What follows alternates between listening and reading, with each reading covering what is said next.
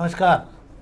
शाम के अखबारों की चर्चा चाय के साथ। आज 22 सितंबर है और अभी शाम को इंदौर में अच्छा पानी झमाझम हो गया है। मतलब मौसम ने एकदम करवट ली। दिन में भारी उमस हो रही थी, उम्मीद नहीं थी, पर फिर भी अगले 3 दिन तक बारिश के आसार बने रहेंगे। और इसी के साथ में 30 तारीख को मानसून की विदाई की प्रक्रिया भी शुरू हो जाएगी। हाल ठीक है, बढ़िया। शहर में एक बार फिर ठंडक की वापसी शुरू हो गई, गर्मी से राहत मिल गई है पानी गिर जाने के कारण। खबरों शुरू करते हैं, शेखर जी शुरू करें। मैं बिल्कुल सही कह रहे हैं, पर मैं अब इतना बीच में मैं भी कहना चाहूँगा कि नवरात्रि आज से शुरू हो रही है और नवरात्रि की शुरुआत भी बारिश से हुई है तो उन लोगों को थोड़ा सा निराशा हाथ लगी है जो गरबे की लंबे समय से तैयारी कर रहे थे। हाँ। और जो पंडाल सजे हुए हैं वहाँ का जो उत्साह बना हुआ था उस पर कहीं ना कहीं पानी की वजह से कुछ पानी फिरता हुआ मुझे दिख रहा है। हाँ, पर ठीक है, एक आध दिन में सब बराबर हो जाएगा। उत्साह बहुत है इंदौर में अंदर नवरात्रि का। और आज महाराज अग्रसेन जयंती भी है।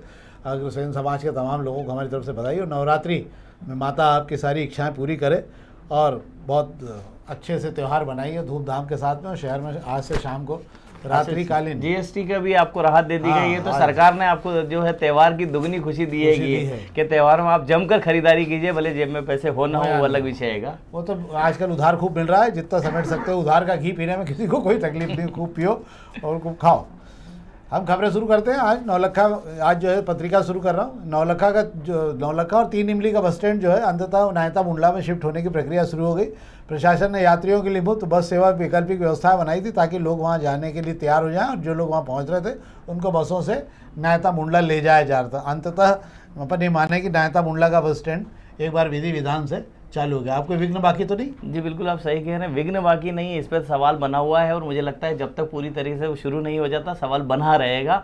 हाई कोर्ट पे जो याचिका लगी थी, जब वो याचिका का निराकरण के बाद बस वाले अपना जो केस हार गए होंगे और उसके बाद नौलखा बस स्टैंड के जो बस ऑपरेटर है उन्हें और जो 3 इमली पर जो बस ऑपरेटर बस स्टैंड बनाया गया था उन्हें शिफ्ट करेगा। अच्छा, आधुनिक बस स्टैंड में इन्हें शिफ्ट किया गया है। ISBT नायपत्थर मुंडला का बहुत ही आधुनिक बस स्टैंड हैगा। पर समस्या बड़ी वही है कि वहाँ तक पहुँचने का जो रास्ता है, एक तो रास्ता है, दूसरा उसकी जो दूरी है वो शहर से काफी बाहर है। ऐसे में बसें वहां कितने दिन वहां से चलेगी ये देखना होगा। आज तो सुबह RTO अपने अमले के साथ में नवलखा बस स्टैंड पर जमा हो गया था और जो बसें यहाँ से सवारियों को बिठा रही थी उन्हें यहाँ से खदेड़ा गया और वहाँ भेजा गया। अभी तो आप बस मुफ्त की बस शुरू भी कर दी है कि नवलखा 3 इमली से आपको बस स्टैंड तक बसें छोड़ेगी। कितने दिन तक मुफ्त की बस छोड़ेगी ये देखना होगा। पर सवाल ये उठता है कि शहर के अंदर जो लंबी दूरी पश्चिमी इलाके में रहता है, अगर उसे बस पकड़नी है तो उसके लिए कितने दूर पड़ेगा वो आना जाना।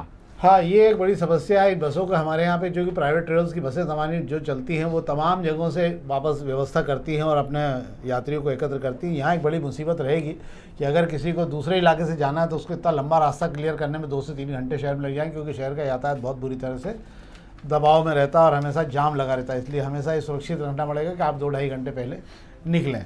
तो ये तो थी पत्रिका की खबर। पत्रिका में और आज सभी अखबारों में लगभग खबरें एक जैसी ही हैं, क्योंकि मुद्दे ऐसे हैं जो सबके लिए कॉमन मुद्दे हैं और सभी के लिए सभी ने खबरें एक प्रकार से उठाई। इसलिए एक खबर हमने सब अखबार से उठा ली ताकि पूरा शहर जो है आपके पास में आ जाए और आपको शहर की पूरी जानकारी भी हो जाए। प्रभात खंड खबरों से बात कर लेते हैं। प्रभात खंड खबरों में भी यही नौलखा बस स्टैंड नायता मुंडला को लेकर खबर है। पर प्रभात खंड में ये खबर जो है ये भी अच्छी खबर। एक तो ये है कि 56 दुकान से प्लास्टिक बोतलें हटाओ और सोलर लगाओ, इसे लेकर कामकाज शुरू किया गया है। वहाँ पे आज नगर निगम कमिश्नर भी पहुंचे थे और नवाचार शुरू किया गया है। क्या शेखर जी? बिल्कुल आप सही कह रहे हैं। नगर निगम कमिश्नर दिलीप कुमार यादव जो हैंगे, पहले अभी तक सुबह ही निकल रहे थे सफाई इंतजाम देने, कल रात के सफाई देखने निकले थे और सबसे पहले 56 दुकान पहुंचे। 56 दुकान पहुंचने की वजह यह थी कि रविवार का दिन था, वहाँ पर लोगों की आवाजाही ज़्यादा थी, ऐसे में पता चल सके कि सफाई इंतजाम कैसे चल रहे हैंगे। वहाँ पर उन्होंने जो 56 दुकान के जो कारोबारियों से बातचीत की है और कहा है कि 56 दुकान अपने आप में एक पहचान है इंदौर की, तो यहाँ पर कुछ ना कुछ नवाचार होते रहना चाहिए। सबसे पहले तो यहाँ पे जो प्लास्टिक की बोतलें इनको हटाने के लिए वे चाहते हैं कि प्लास्टिक की बोतलों को पूरी तरह से हटा दिया जाए। इसको लेकर जो है दुकानदारों को पहल करने के लिए कहा है। दूसरा, यहाँ पर जो आपको रोशनी आपको दिखाई देती है उसके लिए बिजली पर ना आश्रित रहकर सोलर बिजली पर उन्होंने जाने के लिए उन्होंने कहा है। व्यापारी एसोसिएशन से हफ्ते भर बाद फिर बैठेंगे वे व्यापारी एसोसिएशन के साथ। मुझे लगता है कि अच्छी पहल है कि कम से कम ऐसे बाजारों में जो शहर के चौपाटी वाले इलाके हैं वहाँ पर तो सोलर का इस्तेमाल किया ही जा सकता है और सोलर से मान अगर लाइट रोशन होगी तो काफ़ी बचत जो हो, मुझे लगता है नगर निगम के सारे बिजली विभाग को भी बचत होने लगी। हाँ, मुझे ऐसा लगता है कि शहर के जितने भी आपके हेरिटेज केंद्र बने हुए हैं इन सब पर भी सोलर की बिजली का उपयोग हो रहा है। विदेशों में जहाँ जहाँ भी हेरिटेज की बड़ी बड़ी बिल्डिंगें बनी है उनको सोलर से ही लाइट दी जाती है ताकि अतिरिक्त भार जो है वो कहीं से बिजली का ना पड़े और उससे जो है सुरक्षा भी रह सके। तो मुझे ऐसा लगता है कि शहर में और भी जहाँ सोलर प्लांट का अगर इस प्रकार राजबाड़ा और आपके गांधी हाल और जहाँ जहाँ भी है अगर सोलर बिजली के उपयोग से किया जाएगा तो मुझे लगता है एक बेहतर प्रयास भी होगा और इससे लोगों को भी अच्छा लगेगा। एक और खबर जिस पर हम बात कर ले रहे हैं, ये फार्मा सेक्टर पर संकट आ गया, 5,000 इकाइयाँ बंद होने की कगार पे आ गई हैं और इसको लेकर जो है केंद्रीय मंत्री जेपी नड्डा को भी चिट्ठी लिखी गई। ये मामला बहुत गंभीर है। पहले से ही दवा कंपनियां जो हैं वो टैरिफ के बोझ में दब रही हैं क्योंकि भारत से अमेरिका का निर्यात पूरी तरह से बंद हो चुका है। कई कंपनियों में उत्पादन धीरे धीरे कम होता जा रहा है, उसका बुरा असर थोड़े दिन बाद दिखने लग जाएगा आपको। जीएसटी का लाभ मिले नहीं मिले पर नौकरी खतरे में जरूर पड़ना शुरू हो रही है। और इसे लेकर जो है जो टैक्स को लेकर मामला किया गया उसमें अमित चावला, एमएल जैन, डॉक्टर सुभाष रिजवानी और हिमांशु शाह जो इसके चेयरमैन हैं, उन्होंने इस मामले में चिट्ठी लिखकर मांग की है, ज्ञापन दिया भी और क्या है कि 2026 में 1 जनवरी 2026 से लागू होने वाले रिवाइज शेड्यूल में एम मानकों को लेकर जिनका पालन भारी निवेश के साथ करना होगा, ये संभव नहीं होगा और इसे लेकर उन्होंने पत्र लिखा है। क्या है शेखर जी? बिल्कुल आप सही कह रहे हैं। छोटी दवा बनाने वाली जो इकाइयां हैंगी उनको आप अगर राहत नहीं देंगे तो वे बंद हो जाएगी। बड़ी कंपनियों से मुकाबला करना उनके बस की बात नहीं है। अभी सरकार ने जो पॉलिसी बदली है उसके अंदर जो नए पैमाने जारी कर दिए गए हैं, जो नई शर्तें जोड़ दी गई है, उससे छोटी इकाई वाले परेशान है। वे चाहते हैं कि इसके अंदर केंद्रीय मंत्री दखल दे और छोटी इकाइयों का ख्याल रखा जाए। छोटी इकाइयों के रहने से ही दवाइयाँ जो होती है लोकल स्तर पर बनती है और वहाँ के आसपास के इलाकों को काफ़ी राहत मिलती है और कम दामों में मिल पाती है। अगर आप इंटरनेशनल कंपनियों के साथ अगर उनका मुकाबला कराने जाएंगे तो वे मार्केट में टिक नहीं पाएगी और फिर जो दाम होंगे दवाइयों के वे आसमान छूने लगेंगे। सही बात है। आज वैसे भी शहर में धड़पकड़ मची रही, अवैध रूप से घुसने वाले 44 ट्रकों को पकड़ा गया है। ये उपलब्धि नहीं है, मतलब इसके बाद भी ट्रकों में डर अभी वो नहीं है कि वो जो है शहर में कहीं से घुसना बंद करें। एक और खबर जिस पर हम बात कर लेते हैं, 2 खबरें अग्निबाण खबरों पर बात करें। एक तो त्योहारों का तोहफा और आज से लोगों को नए वाहनों पर जीएसटी और घटे हुए पर लाभ मिलना शुरू हो गया है। आज इलेक्ट्रॉनिक और ऑटोमोबाइल इस सेक्टर में बड़ी जबरदस्त बूम आई हुई है क्योंकि एकदम टैक्सेशन में भारी छूट है। कारों पे 1 से 1.5 लाख रुपए तक छूट है।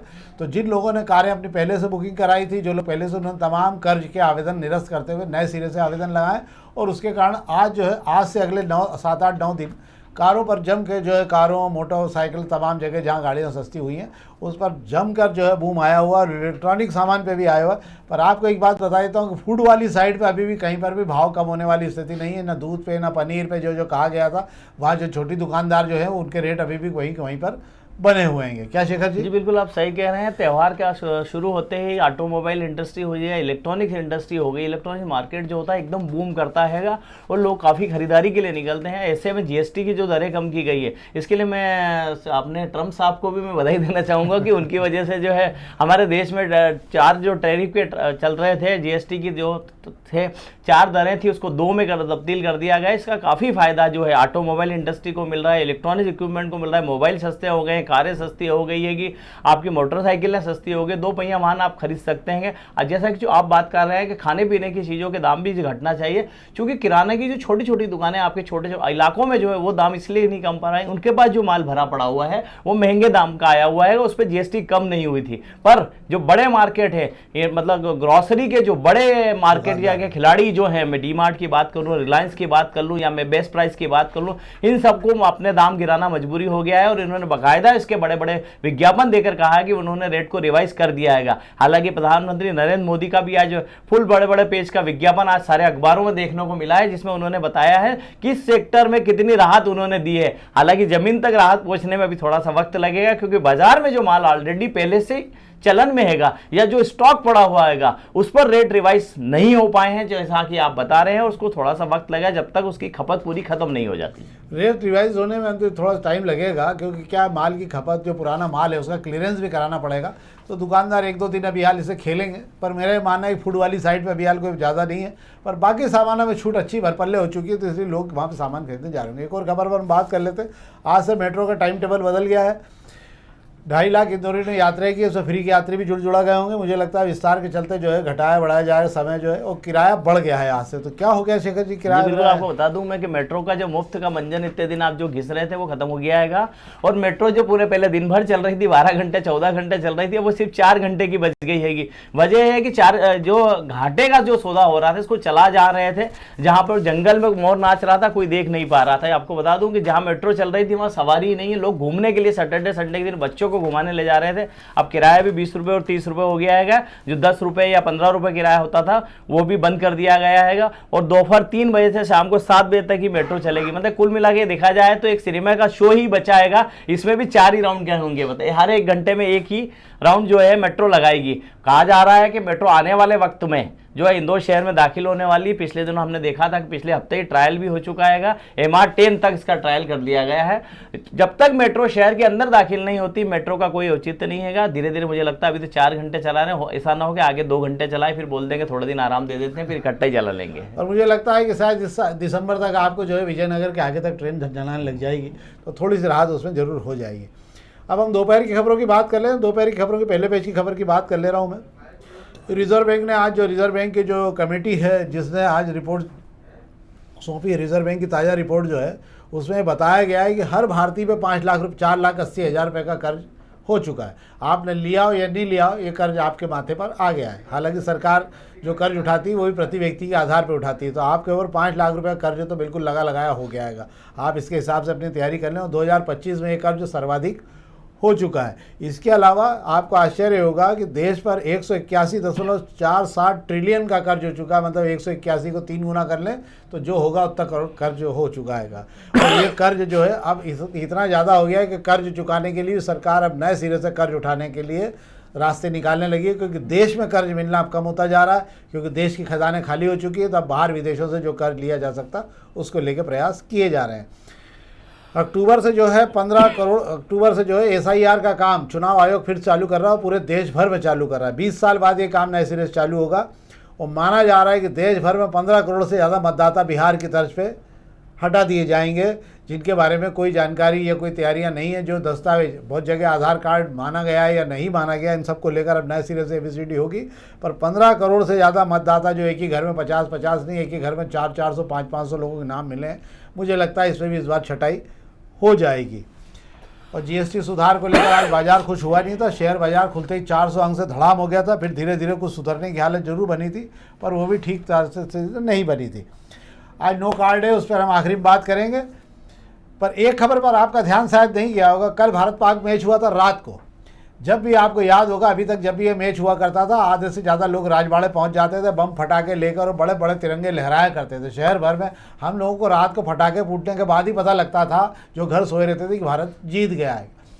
आधे लोगों जो रात को रजाई ओढ़ के सो गए थे, या उनको समझ में नहीं आया, फटाके फूटे नहीं, कुछ हुआ नहीं, तो उनका हो गया, हार हो गया होगा भारत, अब क्या है, होता रहता है, खेल है। तो बस सवेरे जब उठ के देखा तो पता लगा कि भारत जीत गया है। आप इस बात को समझिए। अब लोग भारत पाक के मैच को लेके वो जो उत्साह था, जो अंदर से एक भारतीयता की भावना पैदा हो जाती थी, राष्ट्रीयता की, वो अब खत्म हो गई।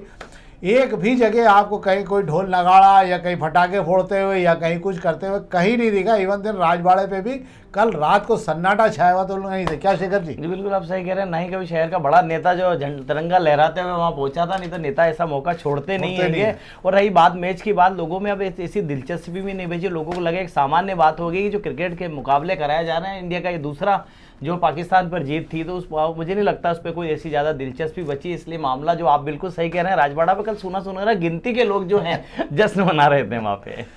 अब हम बात कर लेते हैं। आज माननीय महापौर जी ने जो है नो कार्ड डे का ऐलान किया था कि 22 सितंबर को जो नो कार्ड डे रहेगा। पर मुझे लगता है नो कार्ड डे में कोई आज जो बेसिक इस पूरे अभियान में ये कहा है, बहुत अच्छा आयोजन होना चाहिए शहर में, पर महापौर के साथ और जो व्यवस्था उनके साथ जुड़ी है उसका दुर्भाग्य कि इसको लेकर वे कोई प्रचार प्रसार नहीं करते। वो केवल फतवा जारी करते हैं और घर जाके सो जाते हैं। परिणाम ये होता है न किसी सामाजिक संस्थाओं को जोड़ते हैं, न अपने पार्षदों को जोड़ते हैं, न शहर के लोगों को जोड़ते हैं। एक बड़ा आंदोलन है ये नो कार्ड डे का, और ये होना चाहिए शहर में। पर महापौर को ऐसा लगता है कि मैंने बोल दिया इसका तो सब अपने अपने काम में लग जाएंगे, और न कोई प्रचार होता है इनका, न सोशल मीडिया पर कोई सारे लोगों को लगाया जाता है। जो बड़े बड़े सोशल मीडिया के तंत्र हैं, न उनसे बात की जाती है कि यार इस अभियान में आप भी मेहनत करो। एक दिन का अभियान चलाया जा सकता है, वाकई ये हो जाए तो बहुत बड़ी उपलब्धि होगी। पर महापौर के अभियान में कोई आग मुझे नहीं दिखती है। बस केवल ये लगता है कि वो खुद के प्रचार के साथ में अपना खुद साइकिल चला लेते हैं, 2-4 लोगों से और चलवा लेते हैं, और उनको लगता है कि बड़ी उपलब्धि होगी। क्या शेखर जी? बिल्कुल आप बिल्कुल सही कह रहे हैं। इसके अंदर सबसे बड़ी चूक जो दिख रही है, सबसे मेन तो यह है कि नो कार्ड डे आप कराना चाह रहे हैं तो आम लोगों को जोड़ने की पहले कोशिश करनी होगी। इसके लिए जन जागरण चलाना होगा, लोगों के बीच आपको जाना होगा। सिर्फ ऐलान कर देने से नहीं होता। सबसे बड़ी तो दिक्कत महापौर जी को ये आ रही है कि उन्हीं की पार्टी की मदद उन्हें नहीं मिल रही है। आज आप देखेंगे नो कार्ड डे पे वे साइकिल चलाने निकले थे, सुबह साइक्लोथॉन रखी थी पलासियर से लेकर राजवाड़ा तक। नगर निगम में महापौर के साथ में 65 पार्षद हैं भारतीय जनता पार्टी के, उसमें से महज 2 पार्षद उनके साथ साइकिल चलाने आए थे। कुल मिला के 50-60 लोग साइकिल चला रहे थे। सवाल ये उठता है कि 100 लोगों को भी जो महापौर जी नहीं जुटा पा रहे हैं, वो नो कार डे को कैसे कामयाब बना पाएंगे। बात कर लेते हैं नेताओं की। नेताओं ने महज आज दिखावा किया है, सिर्फ सोशल मीडिया पे फोटो डालने के लिए। थोड़ी देर किसी ने साइकिल चला ली, किसी ने 2 पहिया वाहन चला लिया, कोई ऑटो रिक्शा में बैठ गया, फोटो बन गया। उनके जो सारथी हैं या उनके जो समर्थक हैं या उनके जो पट्टे हैं, उन्होंने वीडियो बना लिया नेताजी का और सोशल मीडिया पर डाल दिया। नेताजी का काम कंप्लीट हो गया। उसके बाद में वे अपनी जो है ठंडी कारों में बैठ गए और अपने रोजमर्रा की जिंदगी में निकल चुके हैं। ये हालत आपके इंदौर के बड़े लोकप्रिय मंत्री तुलसी सिलावट जी की भी रही कि वो निकले तो ई रिक्शा से, तो वहाँ ढिंडोरा पीटते हुए 2-4 जगह हाथ हिलाते हुए गए और उसके बाद में वो बस में बैठे जाके फिर जरा बदन हिलाया उन्होंने थोड़ा वो, तो धीरे से उनकी कार पीछे से आई और आधे घंटे बाद सारी नाटक नुटंकी के बाद भैया भोपाल निकल लिए। तो जब आप इस प्रकार के लोगों के भरोसे ही अगर आपको नो कार डे करना है, तो इसके नो कार डे की जगह इसका नाम बेकार डे कर देना चाहिए, ताकि जितने भी लोग हैं, जो फुर्सती लोग हैं, उनको सबको एक काम मिल जाए, थोड़े दिन ये काम कर सकें। दुर्भाग्यपूर्ण स्थिति, एक अच्छा आयोजन जो है शहर की गलत तरीके से की गई राजनीति की भेंट चढ़ रहा है। अच्छा, इसमें एक नई चीज मैं आपको बता देता हूँ, साथ में जोड़ देना चाहिए। कांग्रेस ने एक बहुत अच्छा कटऑक्स किया है कि नो कार डे आप चलाकर जो है चंद रुपयों का आप तेल बचा रहे हैं, ठीक है, अपनी जगह है, वो अपनी जगह पर इस शहर के गड्ढे तो भर दो। आपको गड्ढे डे मनाना चाहिए, नो गड्ढा डे मनाना चाहिए। इस शहर की सड़कों को आप ठीक कराइए। इस शहर की सड़कें ठीक रहेगी तो गाड़ियां जो हैं इस शहर में धुआं कम उगलेगी, चलते समय स्मूथ चलेगी, समय पे लोग पहुंच पाएंगे। कांग्रेस ने भी बेहतर कटाक्ष किया। हालांकि मैं ऐसा मानता हूं नो कार डे को सब मिलकर करना चाहिए, इसमें कोई पक्ष विपक्ष या कोई राजनीति नहीं होना चाहिए। पर शुरुआत जो भारतीय जनता पार्टी में जो गुटबाजी दिखती है, वो जब तक खत्म नहीं होगी, विपक्ष जो है बात करेंगे, विरोधी जो है आप पर सवाल उठाएंगे ही। सही बात है। हमें भी लगता है कि नो डाउट ये शहर के लिए बहुत अच्छा आयोजन है और होना चाहिए। जन जागृति का सवाल है ये, क्योंकि जब तक ये नहीं होगा हम शहर के ट्रैफिक से बाहर नहीं निकल पाएंगे। तो हम और आप मिलकर ये प्रयास करें कि इस अभियान को अगली बार जो है महापौर जी को सद्बुद्धि आए और ताकि वो सबको जोड़ें और इस अभियान के पहले प्रचार करें, लोगों को जन जागरण करें, अपने अपने पार्षदों से कहें कि अपने क्षेत्रों में लोगों के हाथ जोड़ के बात करें और उसके बाद ये कार्यक्रम शुरू किया जाए। तो ये तो थी हमारी राजनीतिक खबर, अखबारी खबर हमने आपको बता दी है। अब हम आपसे आग्रह करेंगे कि आप अधिक से अधिक इस कार्यक्रम को लाइक करिए और इसमें कोई अगर आप संदेश देना चाहें तो आप नीचे दे सकते हैं बॉक्स में, ताकि हम उस पर आगे भी क्रियान्वयन कर पाएंगे। बहुत बहुत धन्यवाद।